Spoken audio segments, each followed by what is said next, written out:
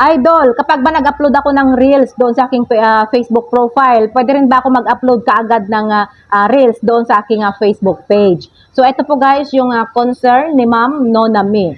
So, based on my experience guys, ganun talaga yung ginagawa ko. Nag-upload muna ako sa profile ko, and then lilipat ako doon sa page ko para mag-upload din doon, and then lilipat ulit ako doon sa isang page ko ulit para mag-upload ulit ako doon. So, tatlong account guys, sunod-sunod ako nag-upload. So far, wala naman pong problema ang mga account ko. Kaya okay lang po kung nag-upload ka kaagad sa page mo after mo mag-upload ng Reels mo doon sa profile account mo. Basta siguraduhin mo lang na yung ina-upload mo doon sa profile account mo, wag na wag mo nang ulitin pang i-upload ulit doon sa Facebook page mo. Kasi kapag na-detect po yan ng system, may posibilidad na mabibigyan ka ng unoriginal content violation o di kaya duplicate content. Kaya kung dalawa ang account na minamanage mo or mahigit pa sa dalawa, siguraduhin mo lang na kapag na-upload mo na yung content na yan doon sa isang account mo, wag mo nang i-upload pa ulit doon sa ibang account mo. Dahil nga hindi na po pwede yan.